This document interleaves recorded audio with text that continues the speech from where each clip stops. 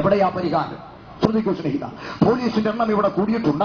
വിവിധ തരത്തിലുള്ള കാര്യങ്ങൾ ഇവിടെ സംഭവിക്കുന്നുണ്ട്. വികസനം, ടെക്നോളജി, കണ്ടുപിടുത്തങ്ങളൊക്കെ തർക്കമില്ല. എന്നാൽ ഏതെങ്കിലും ഒരു മനുഷ്യന്റെ ഹൃദയത്തെ രൂപാന്തരപ്പെടുത്തുവാൻ ഈ തരത്തിലുള്ള ടെക്നോളജികൾക്ക് കഴിഞ്ഞിട്ടുണ്ടോ എന്ന് ചോദിച്ചാൽ കഴിഞ്ഞിട്ടില്ല എന്ന് അടിവരയിട്ട് പറയുക തന്നെയല്ല. അങ്ങനെ കഴിയുന്നൊരു സന്ദേശം ഉലകത്തിൽ ഉണ്ടെങ്കിൽ അതാണ് പൊട്ടന്മാരെ പോലെ കവലകളിൽ നിന്ന് വിളിച്ചു പറയുന്ന ഈ സുവിശേഷത്തിന്റെ ശക്തി. ശ്രദ്ധിക്കൂ, പലരും വൈരാഗ്യ മനസ്സാക്ഷിയോടെ ഈ സന്ദേശത്തെ വീക്ഷിക്കുന്നവരുണ്ട്. മനസ്സാക്ഷിയുള്ള വെള്ളനാടിനോട് ഞാനൊന്ന് ചോദിച്ചോട്ടെ, സുവിശേഷം ഈ ലോകത്തിന് എന്ത് ദോഷം വരുത്തി? പറയണം, ഇന്ന് പറയണം.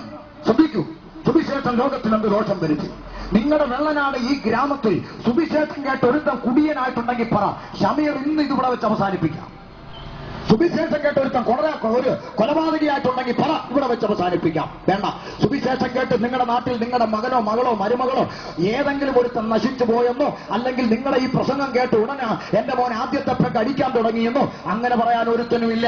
മറിച്ച് അപ്പനും അമ്മയ്ക്കും നാടിനും വീടിനും തലവേദനയായി, നാടിനും വീടിനും കൊള്ളരുതാത്തവനായി ജീവിച്ച അനേക അമ്മയപ്പന്മാർക്ക് അനേക മക്കളെ തിരിച്ചുകൊടുത്ത നല്ല മകനായി, നല്ല മക്കളായി തിരിച്ചുകൊടുത്ത പുണ്യം മാത്രമേ സുവിശേഷം ലോകത്തിന് ചെയ്തിട്ടുള്ളൂ.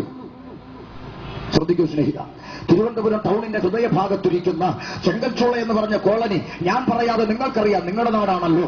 ഒരു കാലത്ത് പട്ടാൽ പകൽ പോലും സഹോദരിമാർക്ക് വഴി നടക്കാൻ പറ്റാത്ത രീതിയിൽ ഗുണ്ടകളും ഗുണ്ടാ പ്രവർത്തനങ്ങളുമൊക്കെയായി ജീവിച്ച ചെങ്കൽച്ചോളയെ ആ കാലത്ത് മാറി മാറി വന്ന ഭരണകർത്താക്കൾ മാറി മാറി ശ്രമിച്ച് പരാജയപ്പെട്ടൊടുവിൽ 2 ഫയർഫോഴ്സ് യൂണിറ്റുകളെ ചെങ്കൽച്ചോളയ്ക്ക് വേണ്ടി മാത്രം സ്ഥാപിച്ചുകൊണ്ട് വിധിയെഴുതി. ചെങ്കൽച്ചോള നന്നാകത്തില്ല, അടിവരയിട്ട് പറഞ്ഞു നന്നാകത്തില്ല. കാലം മുന്നോട്ട് പോയി. തോളി സഞ്ജീവമായ ചില ഉപദേശിമാര് ഇന്ന് ചെങ്കൽച്ചോളയ്ക്ക് അകത്തേക്ക് പ്രവേശിച്ചു. വാളില്ല, ഉടുപ്പിന്റെ പുറകെ പിച്ചാത്തിയില്ല, ബെൽറ്റിന് പകരം സൈക്കിളിന്റെ ചെയിനില്ല, പീഡന മാർഗങ്ങളില്ല, ഭീഷണിയുടെ സ്വരമില്ല.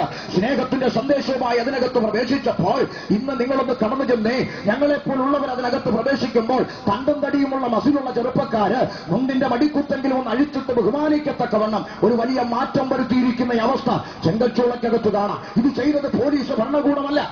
പോലീസിനും ഇതൊക്കെ അറിയാവുന്നേ. കൊട്ടാരക്കര ടൗണിൽ ഞങ്ങൾ ഇതുപോലെ കവലയിൽ നിന്നുകൊണ്ട് പ്രസംഗിക്കുമ്പോൾ പോലീസ് ജീപ്പ് കടന്നുപോയി. ഏമാൻ വണ്ടി ഒന്ന് ബ്രേക്കിട്ടു. അടുത്ത് വന്ന് ചോദിച്ചു, എന്താ പരിപാടി? ഇതിങ്ങനെ പ്രസംഗം. ശരി. മൈക്ക് ഓർഡർ എടുത്തിട്ടുണ്ടോ? മൈക്ക് ഓർഡർ ഒക്കെ എടുത്തിട്ടുണ്ട്. ശരി. എന്നിട്ട് അടുത്ത വാക്ക് അദ്ദേഹം പറയുക, ഉപദേശിമാരെ ഞങ്ങൾക്കും ഇതൊക്കെ ഇഷ്ടമാണ്. കാര്യം എന്തെന്നറിയാമോ? നിങ്ങളുടെ പ്രസംഗം കേട്ട് ഒരുത്തൻ ഗുണപ്പെട്ടാൽ ഞങ്ങളുടെ ജോലി കുറഞ്ഞിരിക്കുമല്ലോ. അപ്പൊ പോലീസിനും അറിയാം ഇത് ഗുണപ്പെടുത്തുന്ന സന്ദേശമാണ്, അല്ലാതെ ആർക്കും ദോഷം വരുത്തുന്ന ഒരു തരത്തിലുള്ള മോശവും വരുത്തുന്ന ഒരു സന്ദേശമല്ല വിളിച്ചു പറയുന്നത്.